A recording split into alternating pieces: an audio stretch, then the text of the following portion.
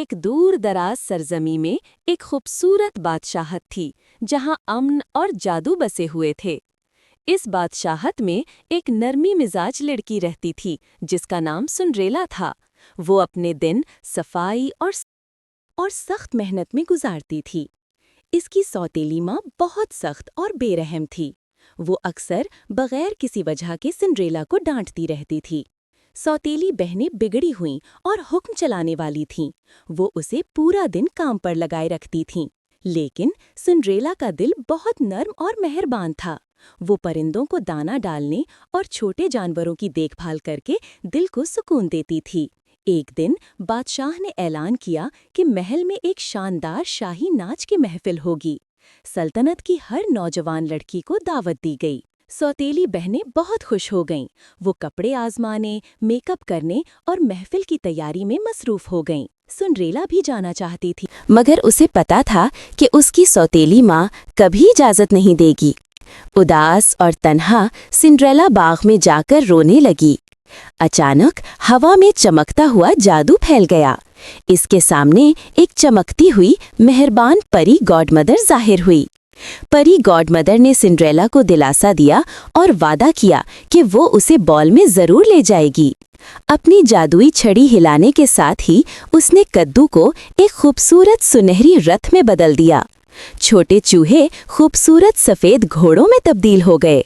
Cinderella का पुराना लिबास जादू से चमकने लगा। चंद लम्हों में वो एक शानदार नीला गाउन और नाजुक शीशे के जूते पहने खड़ी थी। परी गॉडमदर ने उसे जादुई रथ में रवाना कर दिया। चांदनी से भरे जंगल में से गुजरता हुआ रथ महल की तरफ दौड़ने लगा। महल शाही तकरीब के लिए रोशनियां बिखेर रहा था। जैसे ही सिंड्रेला पहुंची, हर कोई इसकी खूबसूरती देखकर रुक गया। जब वो बॉलरूम में दाखिल हुई तो सब की नजरें उस पर जम गईं। हत्ता कि शहजादा भी इस पर फरेफ्ता हो गया। वो इससे नजरें नहीं हटा पा रहा था। सिंड्रेला और शहजादा चमकते हुए झाड़ फानूस के नीचे रक्स करने लगे। उसकी सौतेली बहनें हैरत और हसद में उसे देखती रह गईं। अचानक घड़ी ने 12 बजना शुरू किया। डर कर सिंड्रेला महल से भाग निकली ताकि जादू खत्म होने से पहले पहुंच सके।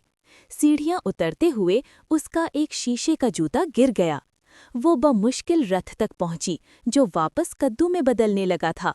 सिंड्रेला घर लौट आई, फिर से अपने पुराने कपड़ों में। शहजादा हाथ में शीशे का जूता थामे कसम खा चुका था कि वो इस पुरअसरार लड़की को जरूर ढूंढेगा। अगले दिन शाही सिपाही पूरे बादशाहत में घर घर तलाश करने लगे। सौतेली बहनों ने जूता पहनने की कोशिश की, मगर कोई फायदा न हुआ। सिंड्रेला एक तरफ खामोश खड़ी देखती रही।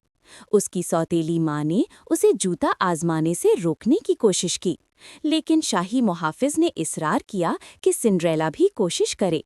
सिंड्रेला ने नरमी से अपना पाँव जूते में रखा और वो उसमें मुकम्मल तौर पर फिट हो गया। सब हैरत से जम गए। एक बार फिर जादुई रोशनी जाहिर हुई और सिंड्रेला अपने खूबसूरत लिबास में बदल गई। शहजादा उसके सामने झुक गया, खुश कि उसे अपनी हकीकी मोहब्बत मिल गई है। कुछ ही देर बाद सिंड्रेला और शहजादा एक शानदार शादी के रथ में इकट्ठे रवाना हुए। महल में एक शानदार शाही शादी मुनक्कद हुई। सिंड्रेला को शहजादी का ताज पहनाया गया और हर शख्स उसे पसंद करने लगा। यूं जादुई बादशाहत में सिंड्रेला और शहजादा हमेशा खुशी से रहने लगे।